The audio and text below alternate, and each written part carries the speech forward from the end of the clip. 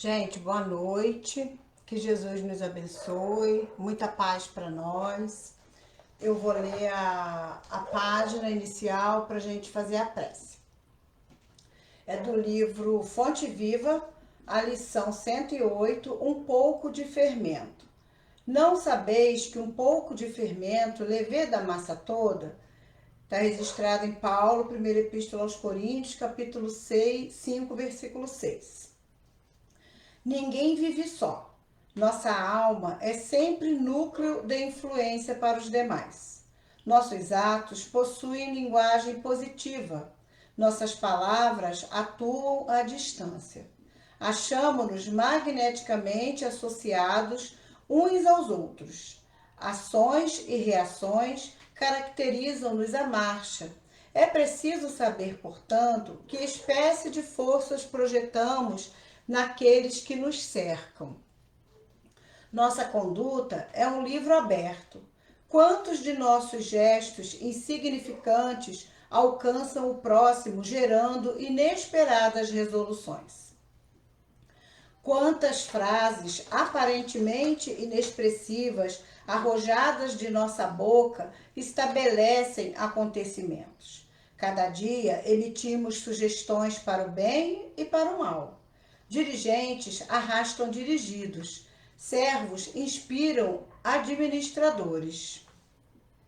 Qual é o caminho que nossa atitude está indicando?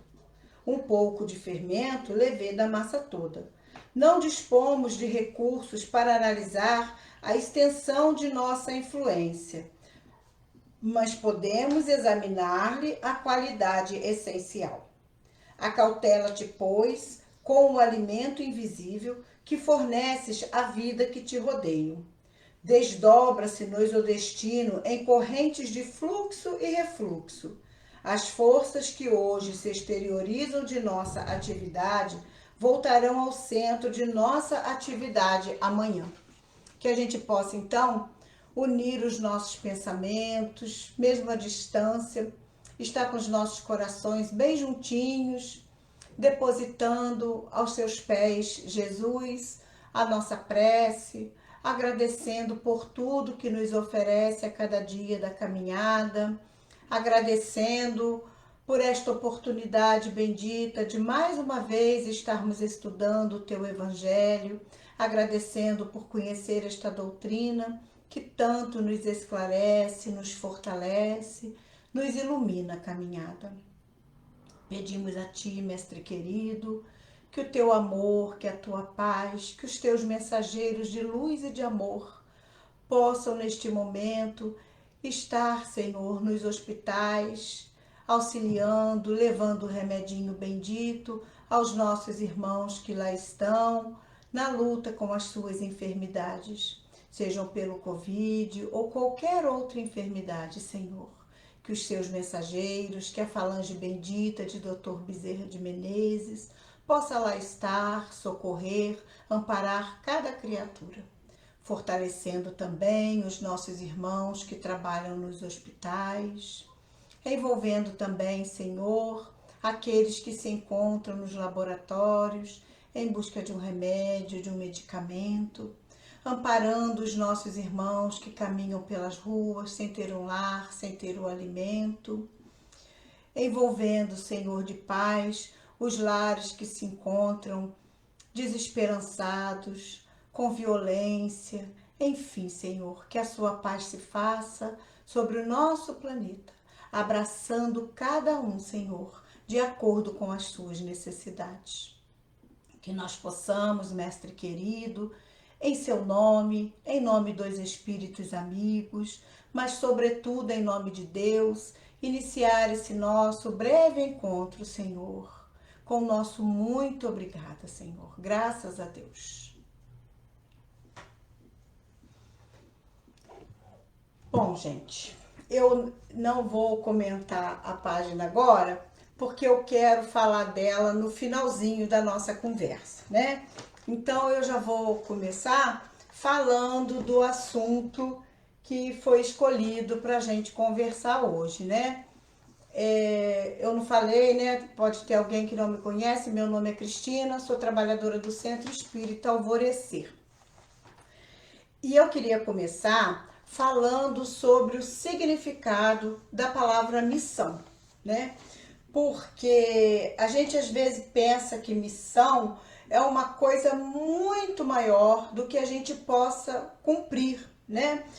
Eu fui procurar no dicionário, no Aurélio, e eu encontrei lá que missão é uma tarefa que deve ser feita por alguém a mando de outra. É um encargo, né? E espíritas adeptos ou pertencente ao espiritismo.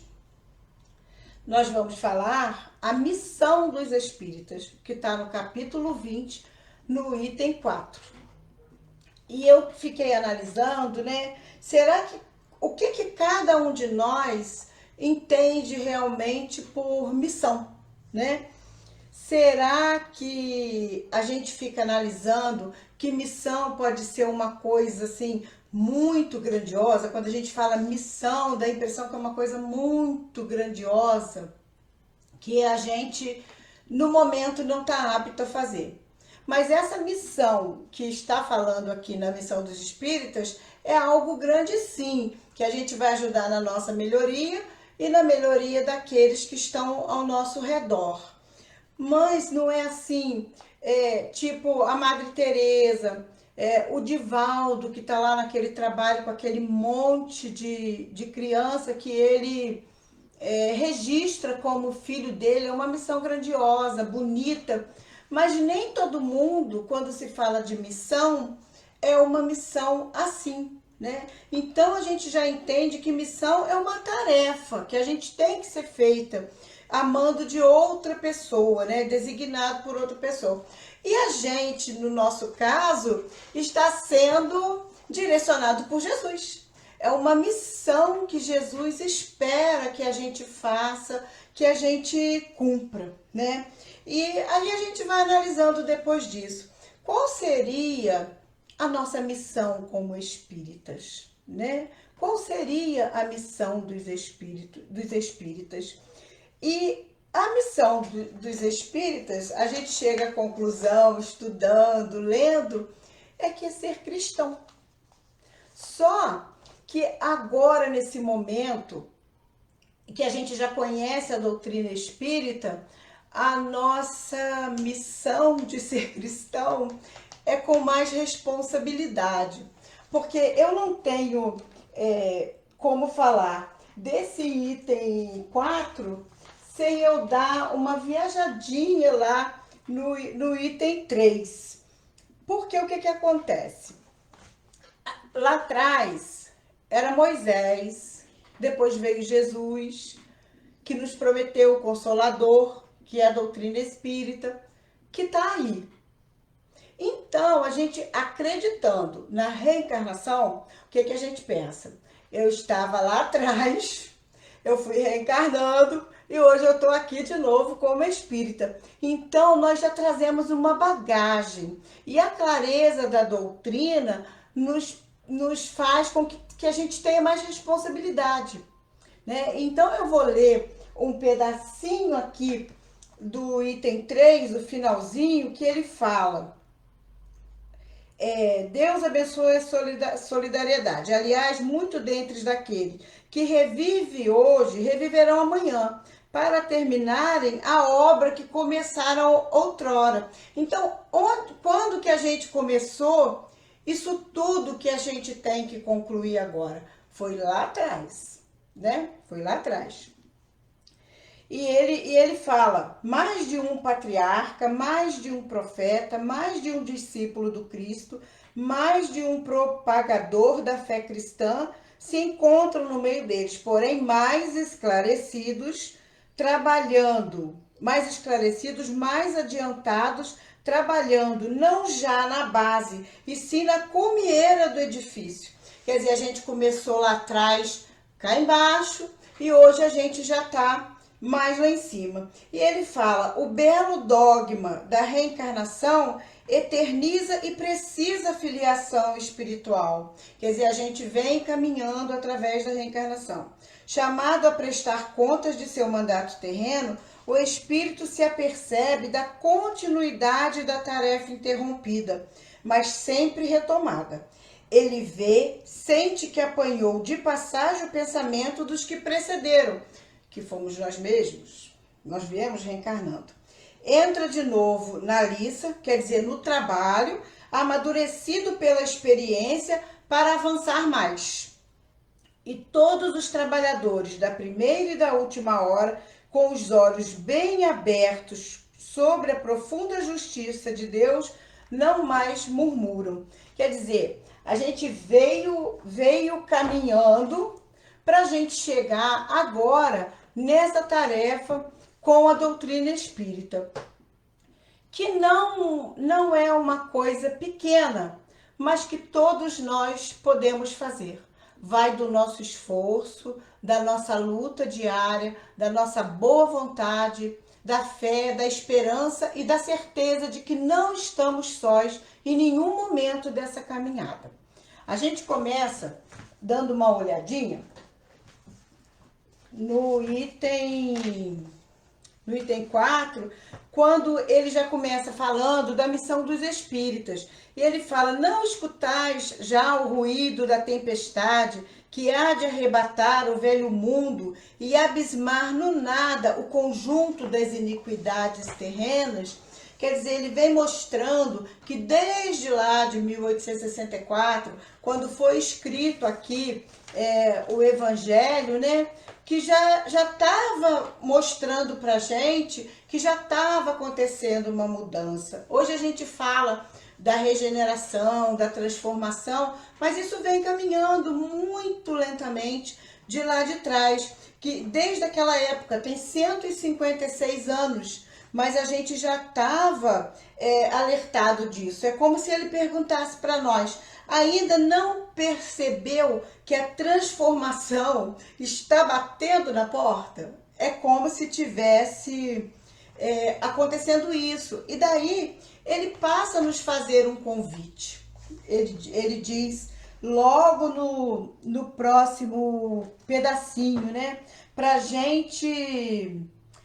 bendizei o Senhor que vos haveis posto a fé na sua soberana e justiça.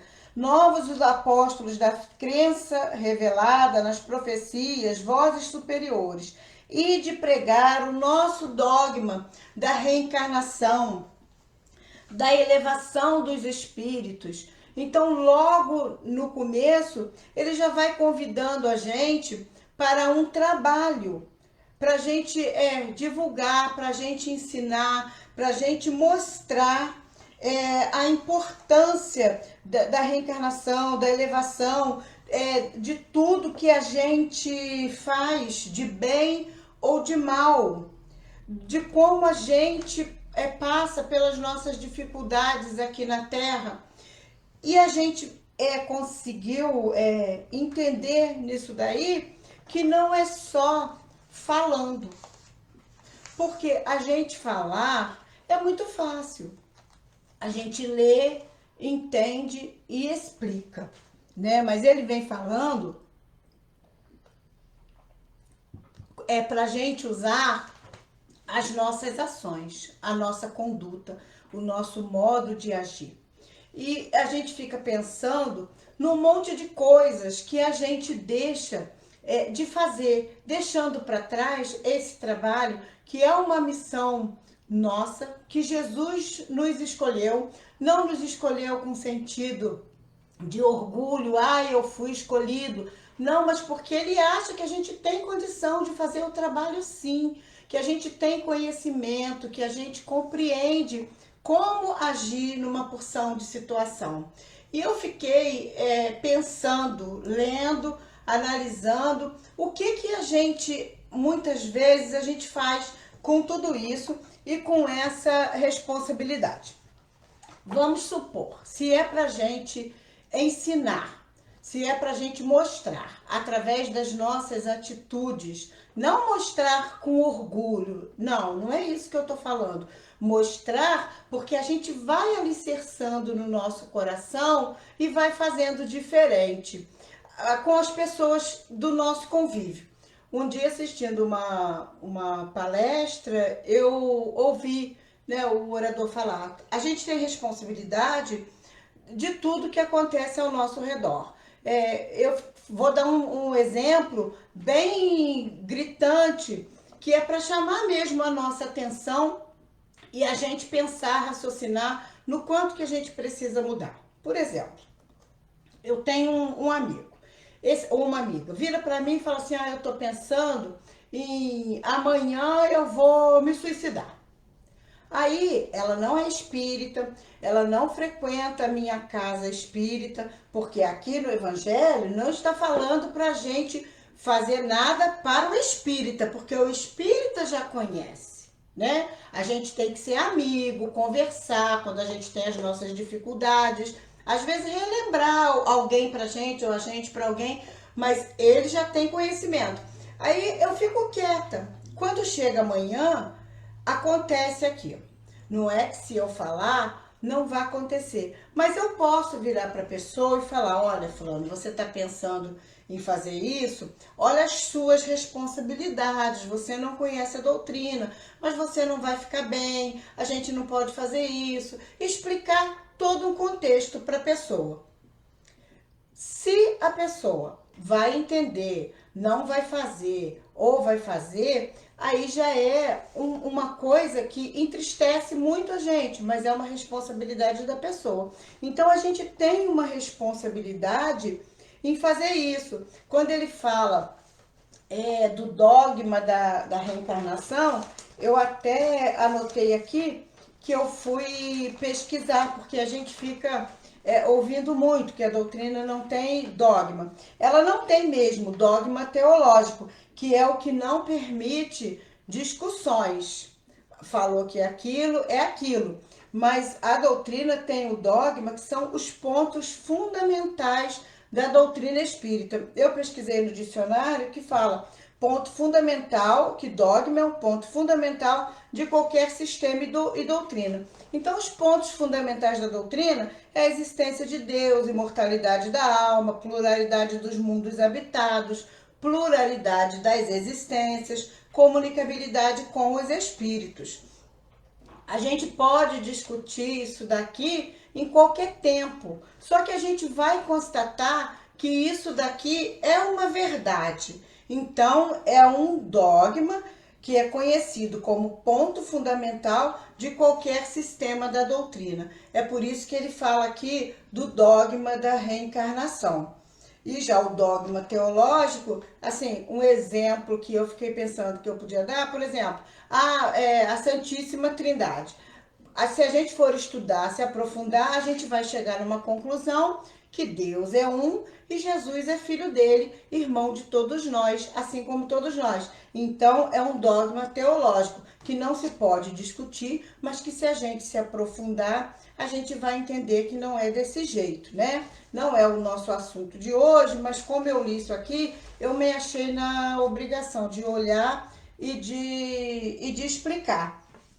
Aí mais para baixo, ele vai falando: não mais vos assusteis, as línguas de fogo estão sobre as vossas cabeças.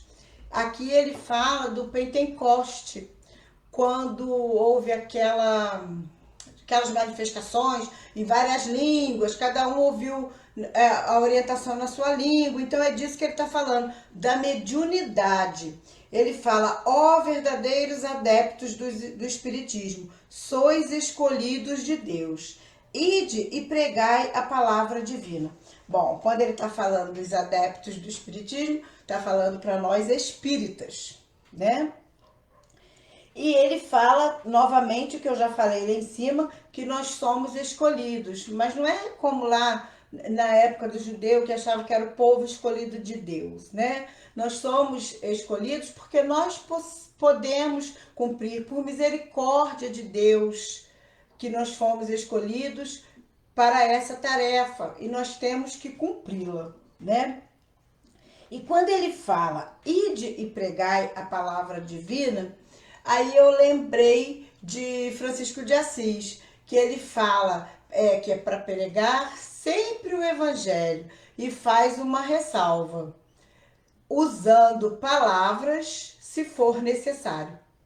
Então, é para a gente fazer muito mais por atitudes, por transformação íntima, por esforço de se melhorar, por amor ao nosso próximo, do que sair fazendo prosélito, falando na cabeça das pessoas coisas que eles não estão querendo ouvir. E em todos os lugares, tem um pedaço aqui que ele fala que é pra gente sacrificar os nossos interesses, né? E pesquisando também, eu fui entender que esse sacrifício que ele fala aqui não é sacrifício de fazer sacrifícios extremos, dolorosos, é tornar sagrado tudo isso que a gente tem que fazer.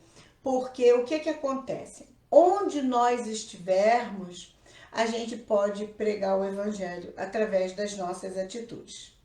E quando a gente está falando, como é aqui a missão dos espíritas, que a gente está falando para nós espíritas, essa responsabilidade aumenta muito, né? Porque a gente tem uma casa espírita que a gente frequenta, tem uma casa espírita que a gente trabalha, tem a doutrina espírita que a gente fala para todo mundo que a gente é espírita. Então a gente tem uma responsabilidade de mostrar para todo mundo, não por orgulho, né? Mas por esclarecimento, que essa doutrina, que essa casa nos faz bem, nos faz melhorar, nos faz aprender a amar as pessoas, né? E não precisa ser só lá na casa espírita, ter um horário. Ah, eu tenho atendimento fraterno de tal hora, tal hora. Ah, eu tenho passe de tal hora, tal hora. E fazer isso, esse atendimento, demonstrar esse amor ali, né? Não é assim. A gente pode demonstrar esse amor onde quer que a gente esteja. Eu fiquei muito emocionada com uma reportagem que eu assisti no Fantástico, vocês também devem ter visto, de uma professora que caminha 35, vai de carro, né? Que é uma estrada de fazenda, que tem lama, 35 quilômetros para ir, 35 quilômetros para voltar, para ela poder. Ela é professora de Libras, né? Por sinais, para ensinar surdo-mudo, para explicar para o menino. Porque o menino é surdo, ele não tem condição de assistir a aula no computador e ela vai lá para explicar para ele. E ela não tinha normalmente essa obrigação. Lógico que ela tem perante Jesus, que Jesus ensina pra gente fazer todo o bem que a gente puder. Mas assim, no trabalho dela, ela não tinha, né? E ela vai lá, ensina o rapaz, e o mais lindo que eu achei, gente, o que me emocionou de verdade foi ele falar que ele quer, como profissão, ter a mesma profissão dela, para ele fazer a mesma coisa para os alunos surdos que não puderem estudar, que não compreenderem, como a gente falar, não puder ouvir, né? Então eu achei isso muito bonito. E isso que é esse pregai que Francisco de Assis falou, até por palavras, se for o caso. Porque nesse caso, ela não precisa literalmente, porque ela usa os sinais. E emocionou todo mundo, garanto que deu vontade em muita gente de fazer o bem, e em especial ao menino, que ele sentiu o bem que está sendo feito para ele, o quanto está sendo bom, e ele quer também fazer. Então, no trabalho da gente, a gente pode fazer aquele trabalho com boa vontade, não precisa fazer de qualquer jeito.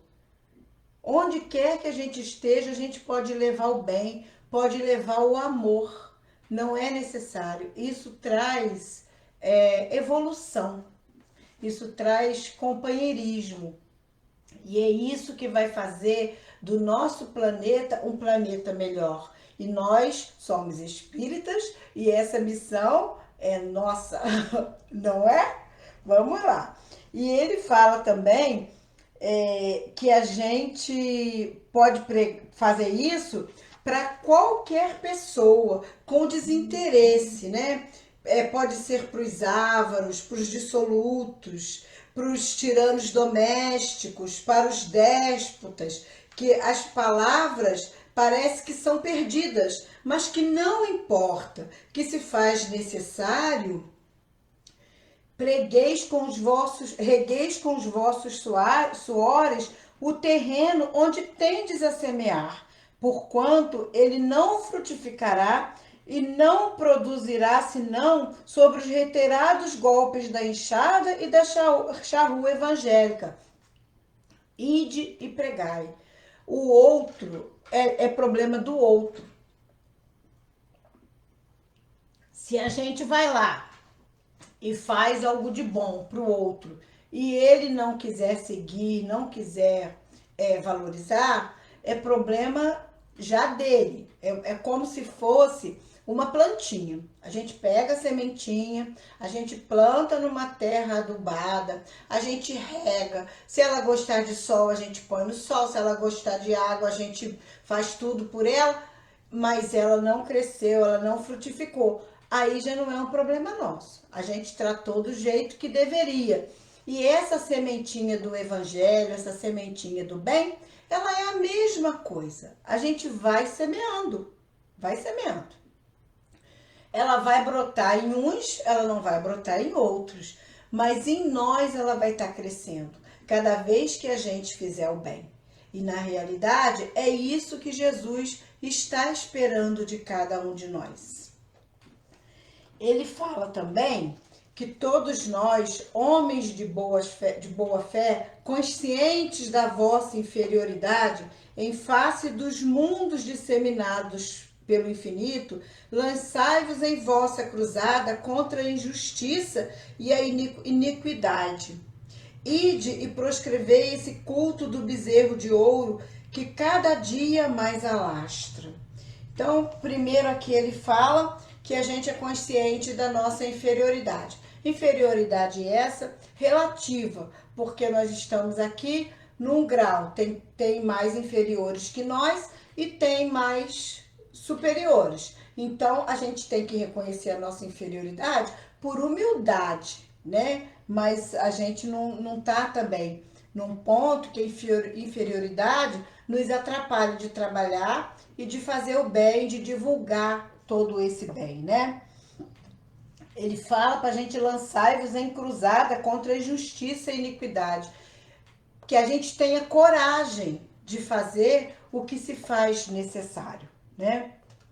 E aí ele continua falando do culto do bezerro de ouro, que é a materialidade, né? Que a gente procure se desvencilhar disso, em especial nas religiões. A gente está falando, no nosso caso, da doutrina. A gente tem que trabalhar isso dentro da doutrina, né?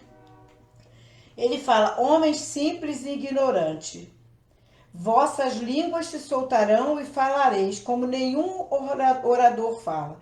Ide e pregai que as populações atentas recolherão ditosas as vossas palavras de consolação, fraternidade, esperança e paz. Gente, a gente não teve num momento assim, pelo menos que eu tenha vivido, né? De repente os mais velhos, ainda que nós, porque eu também não sou novinha, passaram de repente por algum momento que precisou tanto dessa fraternidade, dessa consolação, dessa esperança, da paz, de tanta oração uns pelos outros. E o que a gente tem que fazer? Aproveitar esse momento e trabalhar. Trabalhar muito, porque toda ocupação útil é trabalho. Uma oração que a gente faz, um telefonema que a gente dá, uma mensagem que a gente manda de carinho, de fraternidade, tem um valor muito grande, é um trabalho muito útil. a gente não pode perder em nenhum momento essa oportunidade, não só de auxílio aos nossos irmãos, de propagação da doutrina, mas também de crescimento para nós.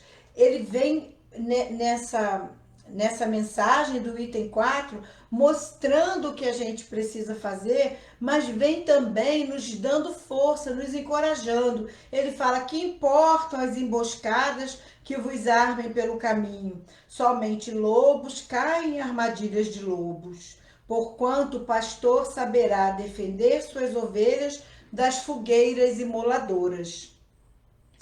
Ide, homens, que grandes diante de Deus, mais ditosos do que Tomé, porque Tomé precisou ver para crer, né?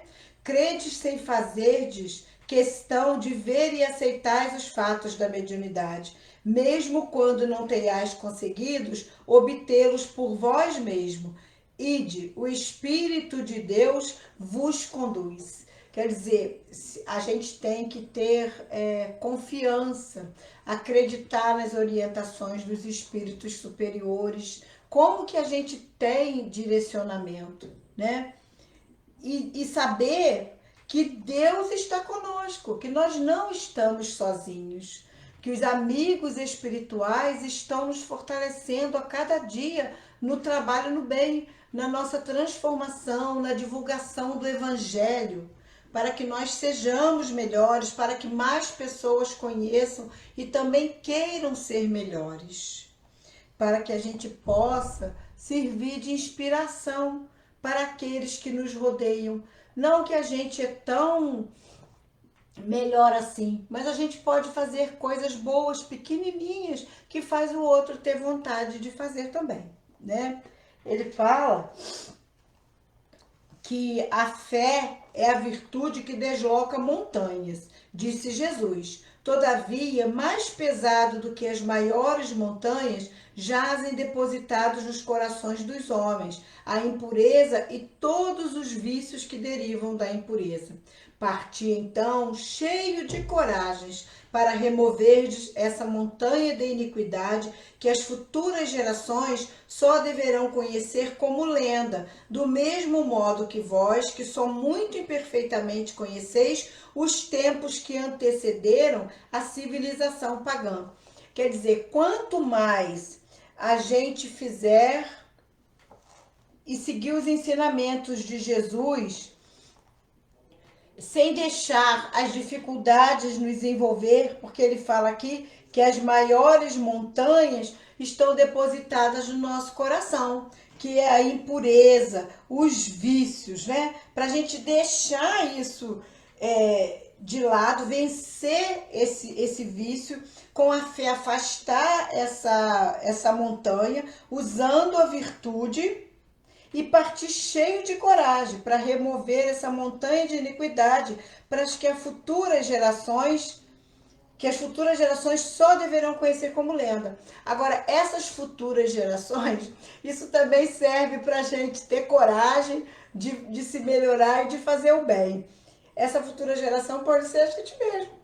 Como eu falei no início, que a gente estava lá na época de Moisés, depois teve Jesus, agora a doutrina espírita, né? O Consolador prometido por Jesus, a gente vai estar mais adiante aí também. Então, sem ser egoísta, mas o bem que a gente fizer, a gente está fazendo para a gente também. O mal ou o bem que a gente fez lá atrás, a gente está fazendo para a gente também, né? E ele fala, sim, em todos os pontos do globo vão produzir-se as subversões morais e filosóficas. Aproxima a hora em que a luz divina se espargirá sobre os dois mundos, e depois levai a palavra divina. Aos grandes que a desprezarão, aos eruditos que exigirão provas, aos pequenos e simples que aceitarão, porque principalmente entre os mártires do trabalho desta aprovação terrena, encontrareis fervor e fé. Ide, estes receberão com hinos de gratidão e louvores a Deus a santa consolação que levareis, e baixarão a fronte, rendendo-lhes graça pelas aflições que a terra lhes destina. Arme-se a vossa falange de decisão e coragem. Mão à obra. O arado está pronto e a terra espera. Arai. Olha quanta responsabilidade. O trabalho é para ontem, né? Não é para hoje, não. É para ontem. E ele termina falando aqui, ide e agradecei a Deus a gloriosa tarefa que ele vos confiou. Olha só, a gente ainda tem que agradecer, né? É um privilégio poder trabalhar para Jesus. É uma oportunidade de aprendizado, de crescimento, de melhora íntima, né? A tarefa, agradeça a gloriosa tarefa que ele vos confiou. Mas atenção, aí vem um alerta. Entre os chamados para o Espiritismo, muitos se transviaram. Reparai, pois, vosso caminho e segue a verdade.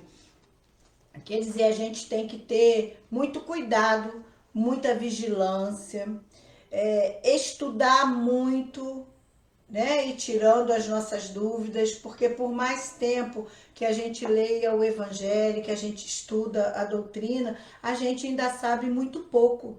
A gente sabe que sabe pouco. E tudo isso aqui, a missão dos espíritas e tantas outras coisas que o Evangelho nos ensina, a gente só vai conseguir batendo ali sempre na mesma tecla, porque nós temos dificuldade devido à nossa condição moral de assimilar muitas coisas boas que Jesus veio nos ensinar. A gente tem dificuldade de seguir ainda o nosso modelo que é Jesus. Então a gente tem que ter muita vigilância. Ele vem mostrando isso aqui para nós, que a gente seja vigilante, que a gente estude bastante, para que a gente possa cada vez mais alicerçar isso em nós e fazer o que realmente se faz necessário para o nosso crescimento, para o bem do nosso planeta. Porque o nosso planeta, né, a gente sabe do Brasil, a pátria do Evangelho também. Tem o planeta e agora eu estou falando do Brasil. Mas como que o Brasil vai ficar melhor? Com a transformação de cada um que vive aqui. Desde lá da autoridade maior, que é o presidente, até a menor, né?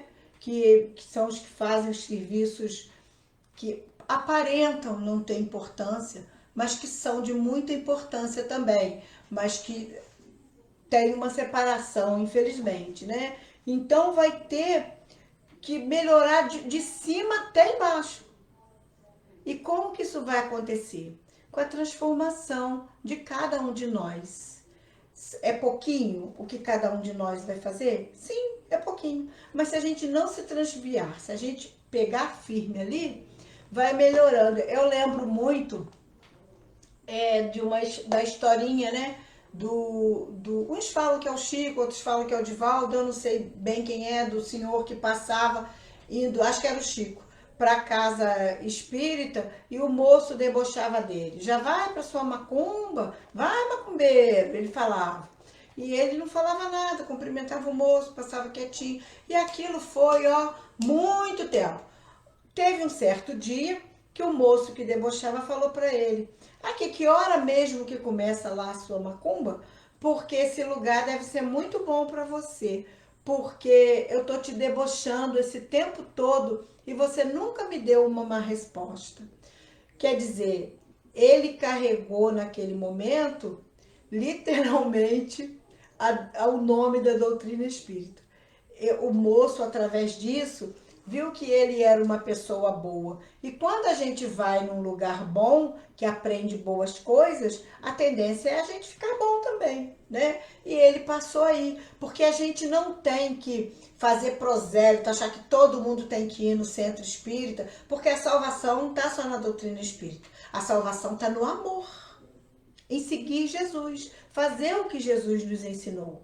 Mas a gente tem que, por obrigação, aprender o que a gente está lendo lá no centro, o que a gente está lendo aqui com a doutrina espírita, o que a gente está lendo dos ensinamentos de Jesus. Porque desde lá de trás, eu separei aqui na Bíblia a passagem de Paulo, que ele fala lá em Coríntios, eu não guardo o capítulo, mas eu vou olhar, peraí, gente, um pouquinho. Ele fala lá no capítulo 3 que a gente que vós sois uma carta do Cristo, a carta viva, escrita com a tinta do Espírito de Deus vivo, não em tábuas de pedras, mas em tábuas de carne, isso é, nos vossos corações. Então, que a gente seja uma carta viva, que a gente seja, como eu falei de Francisco de Assis, pregai o Evangelho, se necessário, por palavras. Então, é para a gente ser uma carta viva. E mais lá para trás, aqui em Mateus, ele fala que nós somos o sal da terra, que nós somos a luz do mundo. Olha a nossa responsabilidade, gente. A gente não pode deixar isso passar. A gente tem que aproveitar. A oportunidade é agora. Ainda tem mais um pedacinho aqui, eu acho que dá tempo de eu ler.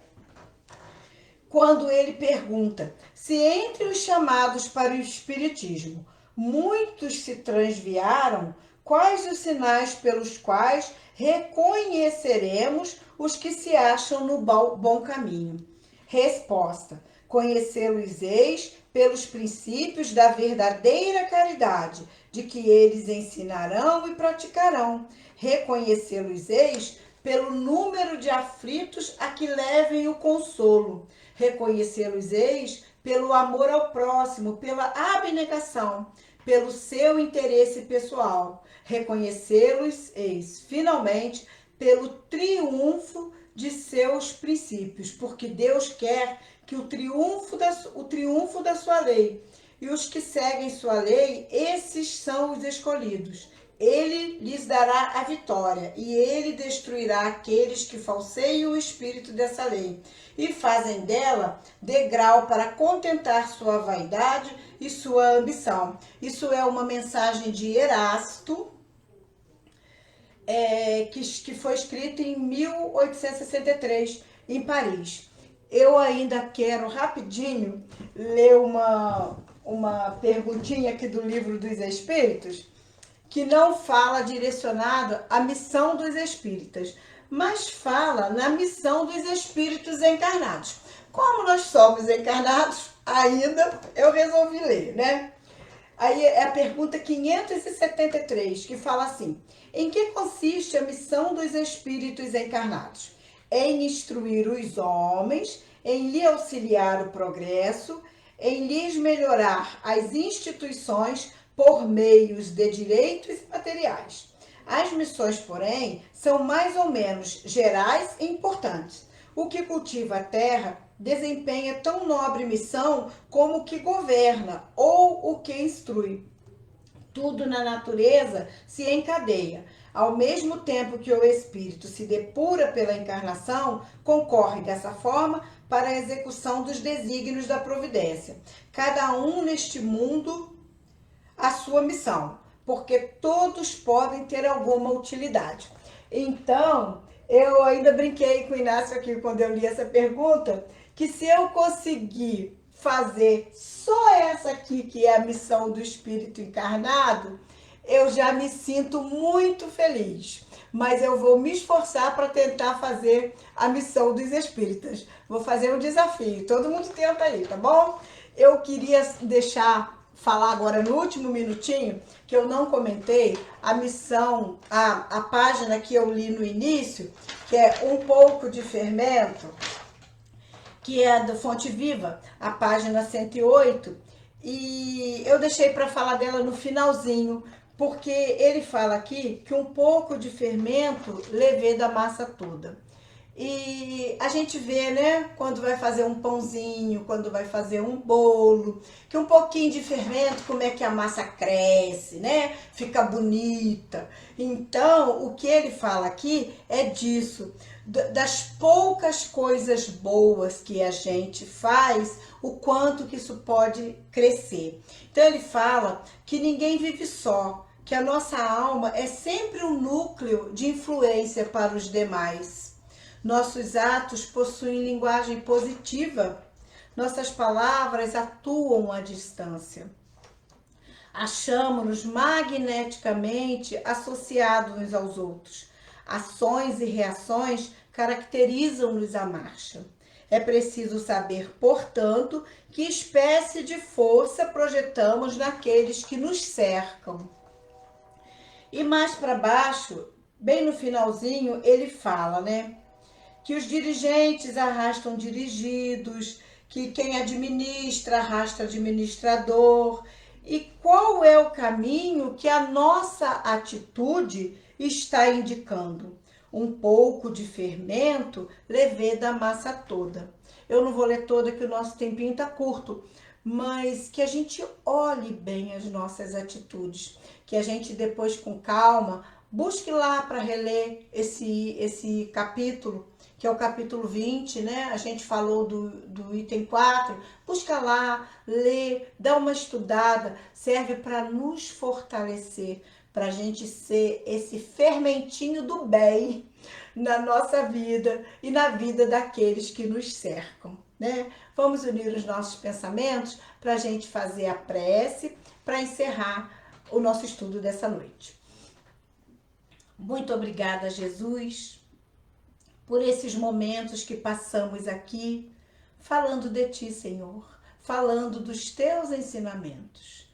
Rogamos a Ti, em especial, Senhor, que nos fortaleça, que nos oriente, para que cada dia mais possamos vencer o mal que ainda carregamos em nossos corações e trilharmos, Senhor, a estrada de luz direcionada a nós por Ti. Muito obrigada pela presença bendita dos Seus mensageiros, que com certeza nos acompanharam no decorrer desse estudo. Que cada um de nós aqui reunidos, mesmo à distância, Senhor, possa receber de Ti o abraço fraterno, para que tenhamos uma noite de paz, um amanhecer de muita luz em nossas vidas, Senhor, para que possamos assim ajudar, iluminar o caminho daqueles que nos cercam também. Muito obrigada por tudo, Senhor. Que possamos, em Seu nome, em nome dos amigos espirituais, mas sobretudo em nome de Deus, encerrar o nosso estudo desta noite, muito agradecidos. Meus amigos, boa noite, que Jesus nos fortaleça, nos traga muita paz sempre, tá bom? Muito obrigada pela companhia, muito obrigada por tudo sempre. Beijos.